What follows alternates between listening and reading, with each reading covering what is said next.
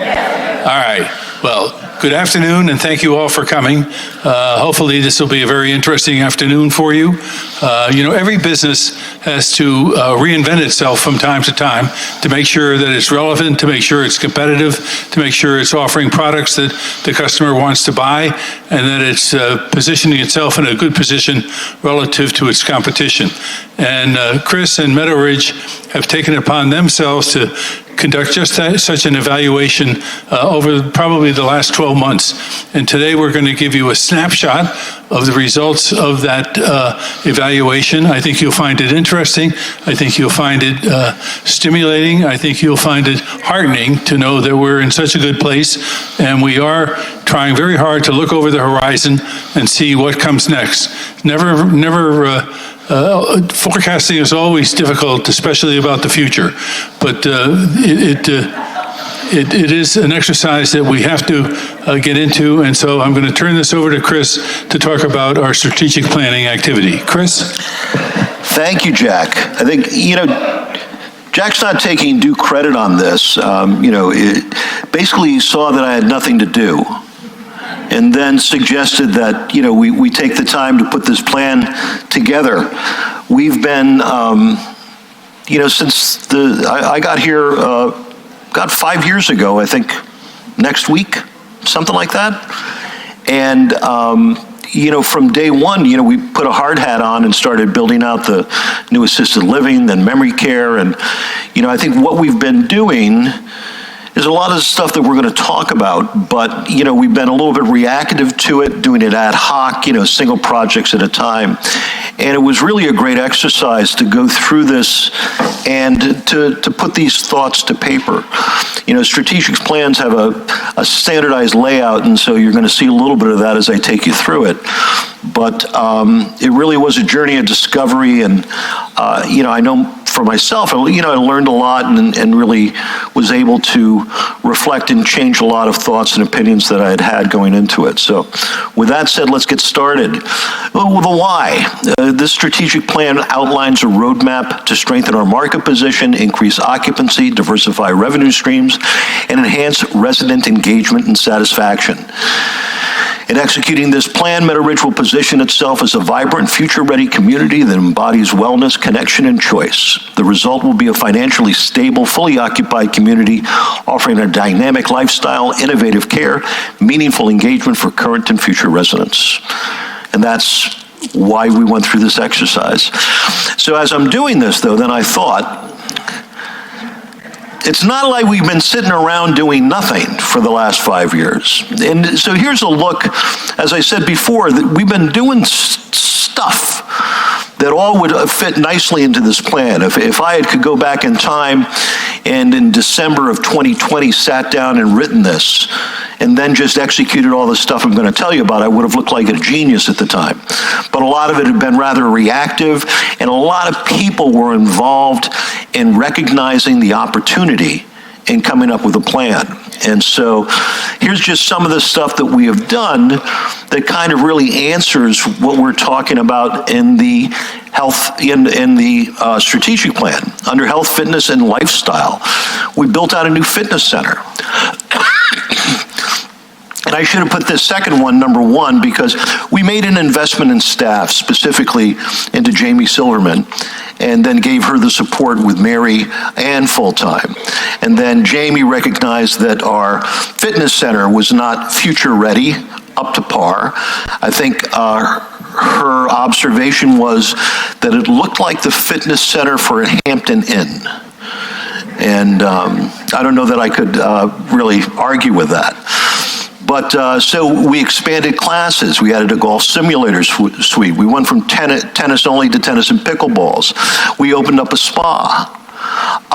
Neighborhood enhancements. We all know we built a state-of-the-art mind and memory care neighborhood.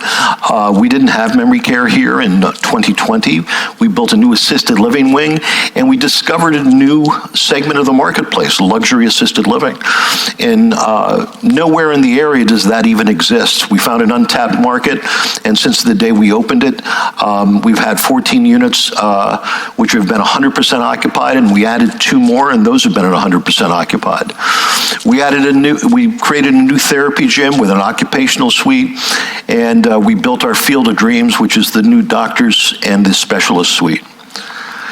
In care, we've entered into a partnership with Nuvance Hospital for our medical director and our primary care service. That's a full-time medical director with support staff, which we never had here before. Podiatry, audiology, dermatology, and potentially, thank you, dentistry coming up. Met with a dentist today. We added a cardiologist to Ridgecrest, a physiatrist, and our EMTs are licensed as supplemental first responders. In IT, which I perceive to be our weakest area, we introduced Cubigo, Resident Information and Service Portal. We brought in MyUnity, and now we have electronic medical records. We revamped our public area Wi-Fi. We switched our entire phone system into an internet protocol system, brought in a smart board, new audio system here in the auditorium, which seems to be working pretty well. And we've got a new nurse call system for Ridgecrest with all the bells and whistles. A big fun one for me is in the food and beverage end of things. We've got a new dining concept coming soon, point system coming soon, a new point of sale system with enhanced reservations and online ordering that's also going to allow us to use electronic ordering devices in our service hands as opposed to writing things down. And hot breakfast and grab and go, and much more to come on that front. And then there are our green initiatives, spearheaded by the residents, led by Susan Oslander, our solar project, our EV chargers, and what we had done, I think in 21 or 22 now, our LED lighting project, which was a big investment for us here that's paid off handsomely. So what are the elements of the plan? So we've got an executive summary, and it's a brief overview summarizing the key findings of the plan. The summary, which is the first thing we talk about, is what you write last after you write the rest of the plan. Foundational elements, our mission, our vision, and our values is situational analysis, strategic direction and goals, and then implementation action plans and measurement, evaluation, and financial projections. So, our executive summary. We're at a pivotal moment with shifting demographics, evolving expectations, and rising costs. Our model is being redefined. The future lies in blending hospitality, wellness, healthcare, and technology while offering deeper connection to the community. As the senior living industry evolves, driven by the preferences of baby boomers, advances in healthcare, and heightened expectations for lifestyle flexibility and technologies, MetaRidge recognizes the need to strategically adapt to remain competitive, relevant, and mission-driven. Our research indicates 6 key trends in adapting to the expectations of the aging baby boomer population who prioritize personalized wellness, technology, and flexible living operations. And the goal is to move from an institutional model to a holistic, hospitality-focused, and resident-centered experience. Sounded great, didn't it? Yeah, that's good. Here's the elements. Holistic, wellness-centric living, from healthcare first to whole-person wellness, focusing on vitality and longevity. Technology-driven independence. Technology is being integrated to enhance safety, convenience, and independence. I have to, confess something. I am a baby boomer, and I didn't just make it. I'm a baby boomer. And, as we're writing this and we're doing, our research as to where to go, I realized just how kind of behind I am on the technical aspect of things. I'm reading white papers, and I'm searching the internet for articles. And then after we're doing all this, someone suggested I look into ChatGPT. Have you heard of that? And so, you basically, you type in what's the future of CCRCs, and it spit out in about 10 seconds what I'd spent 2 months digging up. So yeah, I was amazed and I felt like an idiot at the same time. Number 3, personalization, flexibility, expectations for more choice, less regimentation. This is leading to more flexible and personalized options. 4, resort-style amenities and design, more like luxury resorts in vibrant small towns than traditional senior living communities. 5, community and intergenerational engagement. Social connection is a top priority, more engaged with the community. And workforce empowerment, using technology and creating better work environment to attract and retain quality staff. So those are the elements that we're kind of focused on here. I'm not going to read, well, I'll read the mission statement, and then, that and core values, it's, you all can read. We're going to have this, the document, this will be posted on Cubigo. The video will be posted on Cubigo. And this is just a snapshot of the strategic plan. Strategic plan's about, how many pages did I write? A whole lot. There's a lot of pages. We're going to post the whole strat plan, so if you really want to read, there's a lot of things with battle cards for all of our competitors, a lot of demographic research. So if you're interested in all that, you'll be able to go to it and take a look at it. But our mission at Meadow Ridge, we aspire to provide our residents with the highest quality of services in an attractive, secure, and friendly and comfortable living environment where independence is respected and fostered. We strive to make Meadow Ridge an ideal place for residents to live and for employees to work. We endeavor to deeply understand people, meet them where they are, and connect them to what's meaningful and possible at every stage of life. And the vision, again, vision and core values, well, maybe I'll read the core values. Call to care, to treat caring for residents as a calling rather than just a job, building deep connections to going above and beyond to make residents feel comfortable and cared for. Better together, to recognize the collaboration and learning are leaning on each other's strengths leads to better care for residents. This includes fostering healthy group dynamics among residents and supporting staff. And being the benchmark, a commitment to excellence and a relentless pursuit of knowledge, growth, and innovation to continually improve the quality of care and the resident experience. So now we come to the meat and potatoes, our situation analysis. We're going to look at our financial footing. We're going to look at changing demographics, product, our SWOT analysis, competitive analysis, and a little look in supply and demand in the industry. So financial footing, this is the understatement of the year for 2025. We are on a solid financial footing. And when I say that, this community has always been successful, has never been in danger. But, after the pandemic, things we would have liked to have been doing better. And we've seen a real crescendo in our business starting in 2021. It's really accumulated in an amazing 2025. It's been record-setting for us for deposits, for closes, for financial returns. We've never looked better financially. Our ownership is happy. We're reinvesting in the community. And that's due to the following. We built our new assisted living wing with a new luxury product. Again, that's an untapped market. We've had, 16 of those units full now, and that's generating a significant amount of monthly income, which helps to, give us a solid financial basis with which to operate. A conversion of our old assisted living wing into dedicated memory care, driving independent living census in a positive direction over the past 4 years. We are literally running out of inventory.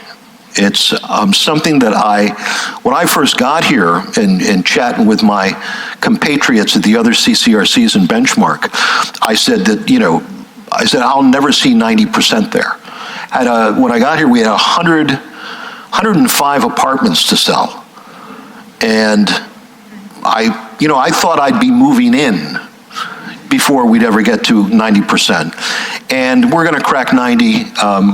We've really already cracked 90 this year. And we only have right now 20 apartments to sell in the building. And so it's a real amazing turnaround.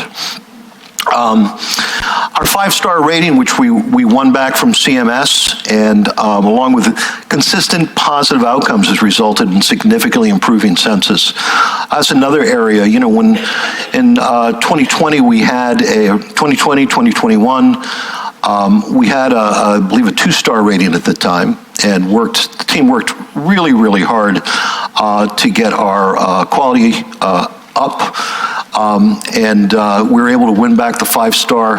Our outcomes have been great. Our length of stays have been great.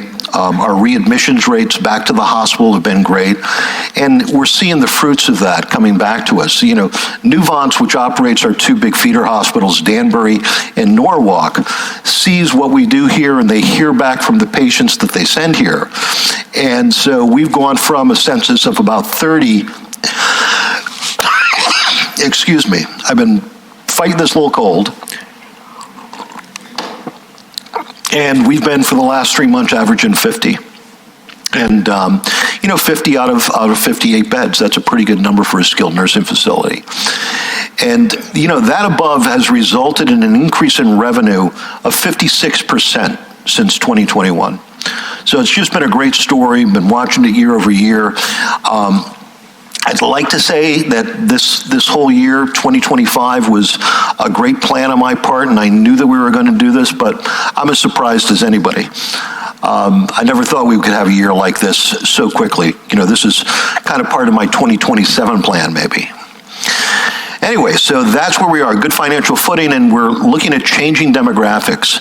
According to the U.S. Census Bureau, from 2023 to 2030, the population under the age of 65 is only projected to grow 1.4%, while the 75-plus population group is projected to grow 30%. There are also significant gender differentiations in the 75-plus population.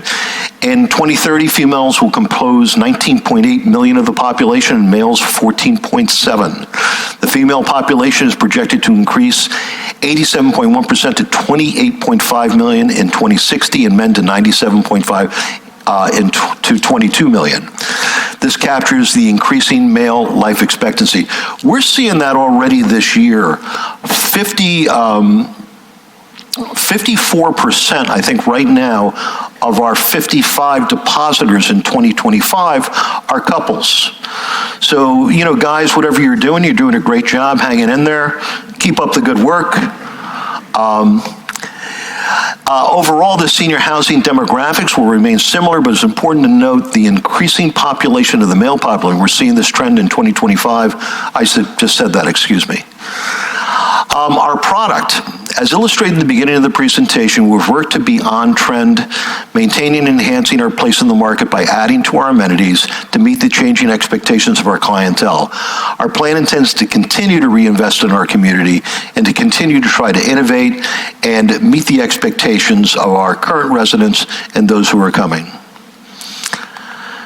Next up is our SWOT analysis, and this is an area where, if you'd like a lot more detail, the SWOT analysis on the strategic plan was probably about 4 pages. And there's a lot of information, not only specific to Meadow Ridge, on strengths, weaknesses, opportunities, and threats, but also onto the industry. And so we'll give you, these are the highlights to it. Our strengths, we have stable and committed ownership and management. And something Jack and I were just chatting about as we were before we got started here today. David Reese envisioned Meadow Ridge, raised the money for Meadow Ridge, built Meadow Ridge, and continues to own Meadow Ridge. And we don't see that changing anytime in the future. This is his baby.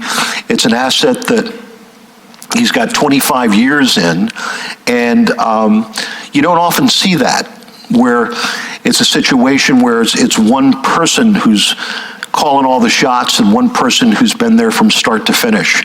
So I think we're in a great position there. We have access to capital and a willingness to reinvest in the community. Since I got here in 2021 with assisted living, memory care, skilled, and all the other projects we have planned,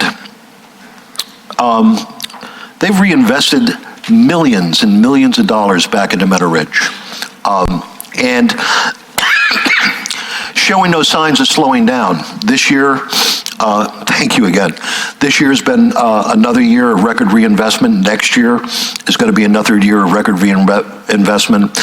As you know, the management company is Benchmark, and Benchmark has 70 communities, only 4 of which are CCRCs. So the 4 executive directors, we're a very close group. We meet once a month, share ideas and thoughts, and talk about, our ownership and what's going on and what we're reinvesting in the community. And I am universally hated in that group.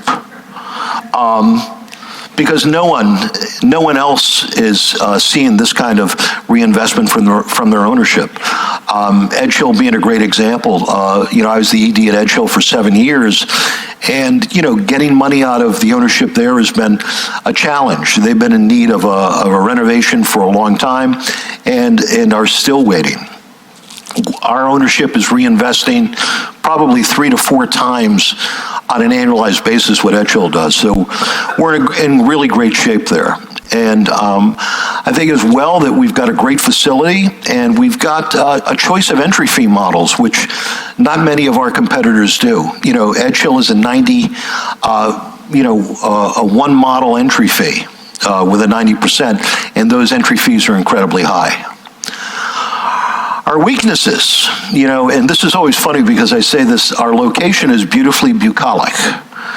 But our location is considered one of our weaknesses. We're challenged by our isolated location.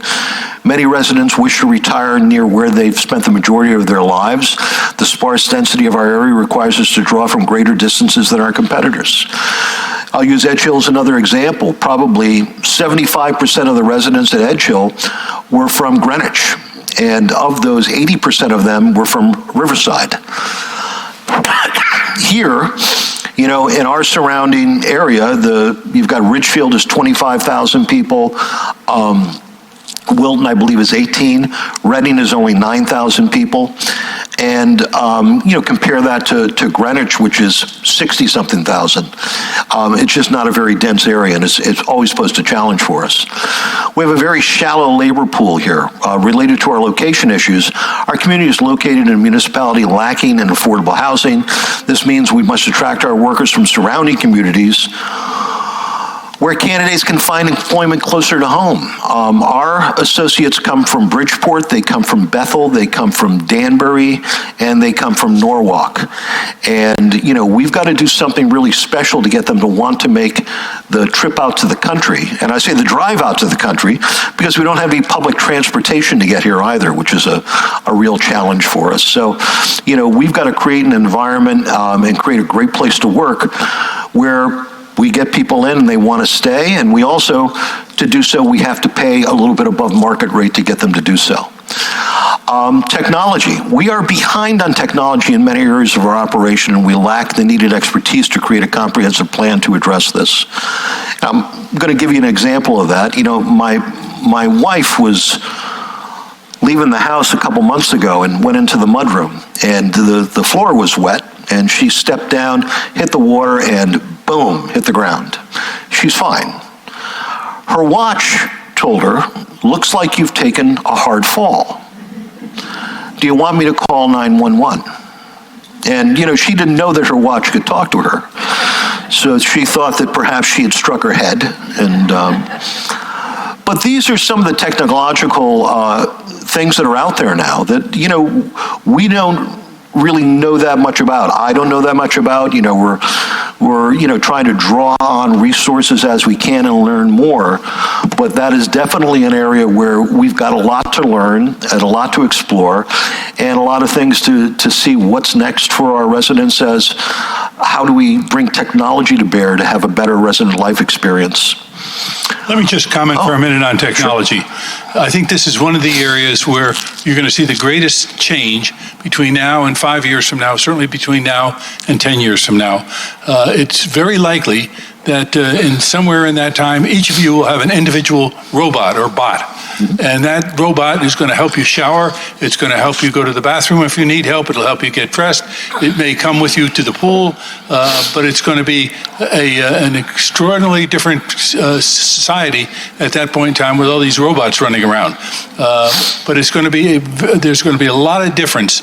And this is something that we're looking hard at as to how this is going to manifest itself and how we need to accommodate. So technology is going to be a big, big deal. This is very true. My boss is already looking for a robot to replace me. Believes the robot be far more compliant. Opportunities. We're going to look to identify opportunities for incremental revenue. A health home program for our independent living residents. Exploring something called a CCRC without walls, which has been done to great effect by Whitney Center and actually Mosaic. This is where we're creating a health at home and access to the continuum for people before they actually move in. And so a lot more to come with that. What are our threats? We have new competition in Stamford and in Wilton, potentially. Stamford is going to be Mosaic. It's under construction, scheduled to open, I believe, in the spring or summer of 2026. Mosaic is the Jewish Home for the Elderly, a very well-known organization. It's been around for a very long time. They're building a beautiful community and with great amenities. You know, it's not that big, but all of a sudden now there's someone else that's going to be vying for the same prospects that we are. We've got some folks in Wilton who are looking to open not a true CCRC, but independent living, assisted living, and memory care. I understand that the local residents are getting ready to fight the good fight, so we're going to encourage them as much as we possibly can. I'm a very competitive person. Doesn't mean that I like competition. Okay. Another threat to us is the softening housing market. You know, we in fact, on a call today, we were chatting about it. We have a resident who's here on a P note, was using the sale of their house to, you know, pay their entry fee. And we've watched their asking prices dropped significantly now over 5 months, and the house hasn't sold. You know, we don't see that it's a real huge drop in the market, but that's always a danger for us because, you know, I'd say 95% of our residents closed on a P note and relied on the sale of their primary residence to pay their entry fee. And it's a great program that we have, so you're not liquidating other assets or investments to do so. But a softening housing market always slows down a pace for CCRCs. And then rising operational costs, specifically labor. While all CCRCs are subject to this, we could experience pressure on wages more acutely as we may need to entice workers financially to take on this unnecessary commute. Also, a thing that we've seen is that the union nursing homes in the state of Connecticut came to agreement with the governor's office for a series of increases for their CNAs and other associates. And so we're going to see, we pay very competitive now, but those wages now for those union houses are going to go up probably about $2 an hour, more than you know, what we're offering now. There's 200 union nursing homes in the state of Connecticut. And so now we're going to be competing with them for the same workers, same candidates. So we're going to see pressure on our wages. And we've seen this since the pandemic. I'll give you a good example. In 2020, when I got here in December, we were paying servers $13 an hour. And now we're paying $17 an hour. We were paying CNAs $18 an hour, and now we're up to $23, $24 an hour. Nursing, especially, we're paying RNs about $40 an hour. That's up to low to mid 50s an hour now. And so we've seen that pressure, and we've seen it level off, but we feel that with what's going on with immigration right now, what's going on with is going to be demand for these workers, we're going to see a lot more pressure on wages, and we're going to have to deal with that as it comes up. So those are strengths, weaknesses, opportunities, threats. And again, once we get this posted on Cubigo, if you can't sleep at night, pull it up and read it. It'll get you right there. Next up is our competitive analysis. Currently, we match up well to our current competitors in all areas. A good barometer is something the aforementioned of our competitive set in the market is that Mosaic, who I just talked about, that's the Jewish Home for the Elderly in Stamford, they are all leased up with pre-depositors for every one of their 162 units, which is amazing and good for them. But you would think for them to do that, it would have taken a bite out of someone. Perhaps it did for Edgehill, which I kind of know it did. But we were able to have a banner year at the same time. So I think, as we worry about always having new competitors coming on site, the fact that they leased up 162 and we had the best year that we've ever had kind of bodes well for that area of it. The Belden Hill Road project in Wilton could be a concern. And we closely monitor our competitors and maintain battle cards on each, and it's updated annually. This is a map of, who we consider to be our competitors. And you got here Kendall on Hudson, formidable, the Osborne, always. This is Broadview. They're on a college campus, which is, I've toured that site, very, very nice. The Knolls, Mosaic, which is new, Edge Hill, the residents of Westport, 3030 Park, Whitney Center, Pomeroy Woods, East Hill, Evergreen Woods, and then out to the Eastern Shore. We keep an eye on our competitors, and in our quest to make this, a manageable presentation, that's another thing you would find in the plan is we do what's called a battle card for each one of these, which is a kind of a deep dive look at how they compare with us. So we've got battle cards in each one of our competitors, how we sell against them, what are the unique selling propositions that they have against us, and it's also, that is more interesting reading. Next up, supply and demand. So demand is projected to surge. However, a lack of new construction influenced by factors like high interest rates, labor shortages means that supply is not keeping pace with demand. Construction costs are also through the roof. By 2030, an additional 806,000 senior housing units will be needed just to maintain the current market penetration rate. Projections indicate that the industry will only meet about a third of the new development needed by 2030, leading to a significant and urgent shortfall of senior housing. The U.S. population aged 80 and older, a key demographic for senior housing, is expected to grow by over 55% between 2025 and 2035. That's a short 10 years.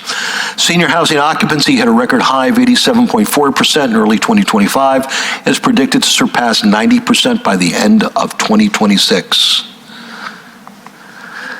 A little more in supply and demand, some drivers. 4 million boomers turn 80 in the next 5 years, and all will be over 65 by 2030. These tech-savvy residents are seeking more customized options, resort-style amenities rather than traditional clinical models. They are driving a demand for higher-end properties with enhanced wellness centers, gourmet dining, and technology-driven services, and they are more racially and ethnically diverse, which will increase the demand for communities that offer culturally responsive living environments. So, this is what we know. This is what we know about us. This is what we know about our marketplace, our competitors. We're looking into the future to determine what our next generation of residents are going to want. And, I should say, too, does anyone want to admit to being a boomer here in the room with me? There's about 42 boomers at Meadow Ridge right now. 43 with me. And it is... we've learned a lot about them, and no generation is a monolith. It's always on a curve. You go back. A boomer is somebody that was born between 1945 and 1964, and the person born in 45 is not going to have a ton in common with someone born in 1964. Could have a lot to do with with how old your parents were your parents' silence, were your parents' greatest generation. But as we get deeper into the generation, we're going to see that those different traits come together and see that demand change. So here's what we're working on. Increase occupancy and market presence, achieve sustainable occupancy of 90+% across all levels of care. Implement targeted marketing strategies appealing to the next generation. Enhance referral partnerships and digital outreach to expand lead generation. Stay ahead of the competition by embracing innovation and expanding service offerings, including modernizing wellness programs and using technology to enhance the resident experience. Speaking of enhancing, integrating what we call the 6 dimensions of wellness. You'll hear us talk about this a lot, and my analogy that I always give with this is that the 6 dimensions is like a 6-pack of beer, and we've got the whole 6-pack, but we haven't been able to get that little plastic thingy that holds it all together. And that's part of our quest here, is to, how do we tie this all in? How do we make sure that everything we're doing is impacting one of these dimensions, and how's it all come back together and help each other, help all the other ones? And that's physical, emotional, social, intellectual, spiritual, and vocational. Expand lifestyle and amenity offerings, including intergenerational activities, flexible dining, and wellness-based programming. Elevate customer service standards and continuous feedback mechanisms. Continue to research trends and changing expectations in the senior living landscape and take actions to proactively adjust to these changes. And exceed resident and family expectations for high quality care and service by using feedback surveys and monitoring metrics like staff to resident ratios. I will say this, we've watched our resident population grow massively over the last 5 years. We've also watched, when I keep going back to December of 2020, and when I got here in 2020, we had 232 associates here at Meadow Ridge. We now have 375. And so, and we've got 450 residents in the building right now. So that's a lot of residents to care for, and we've upped the number of people to do so. Diversify revenue streams and strengthen financial performance. We're going to explore new service lines such as home-based care, adult day programs, or community memberships. Create a health at home program for you, our IL residents. Pursue partnerships and for innovation and campus enhancements. Maintain strong financial health by managing operational expenses, ensuring high occupancy rates, and developing multi-year financial projections. Next up is going to invest in people, technology, and infrastructure. We work very, very hard to cultivate a positive workplace culture and integrate talent development into strategic plan. A highly trained, compassionate, and engaged staff is crucial to delivering high-quality care and boosting resident satisfaction. We put a lot of effort into this, every day. We have been, for the last 5 years, voted a great place to work. And, it's great to be voted that, but you also want to be a great place to work. We're very proud of the opportunities that we offer for our associates for advancement here. We have good benefits. We have competitive wage. You, our residents, are just a benefit that no one else compares with. What you do with the scholarship fund, what you do with the Associate Appreciation Fund is, you don't know what a wonderful job you do with that, especially when you compare it to our competitors. It's an amazing benefit to our associates, and they recognize that. And for that, I thank you, because your efforts do help us maintain staff and continuity here. Implementing smart technology for care delivery, communications, and safety. Upgrade physical spaces as needed to reflect contemporary design, accessibility, and sustainability. Implement succession planning for directors and invest in leadership development. This ensures that the organization is well guided through future transitions and challenges. And last is to reinforce our mission, vision, and our community engagement. Strengthen our identity as a mission-driven, resident-centered organization, foster deeper relationships with residents, families, and the surrounding community, and promote volunteerism, philanthropy, and community partnerships. Everything that we do should always be guided by that mission, vision, and values that I stated early on. That's our North Star. That's what we should always be following.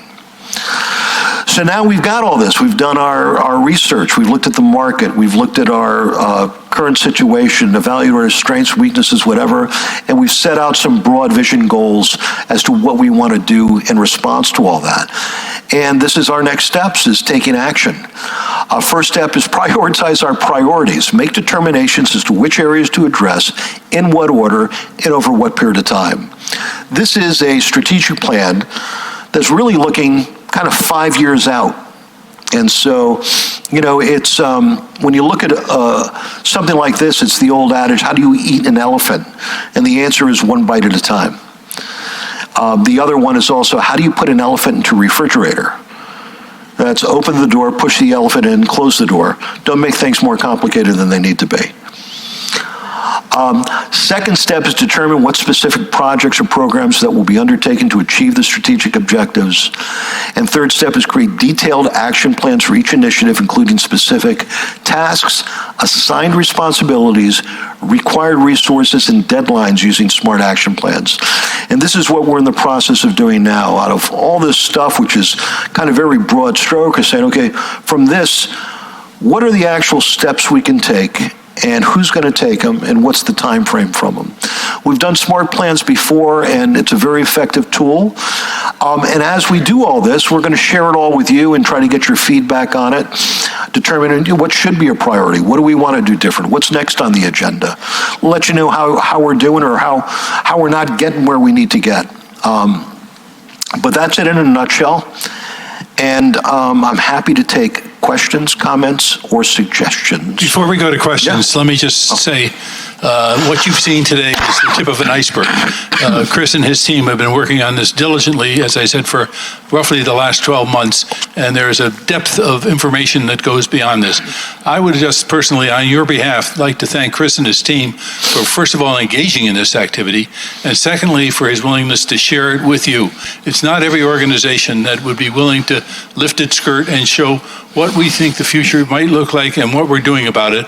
And I think this is very, very beneficial to all of us, and a great tribute to Chris and his willingness to lead this team. So thank you, Chris. Thank you. Thank you, Jack.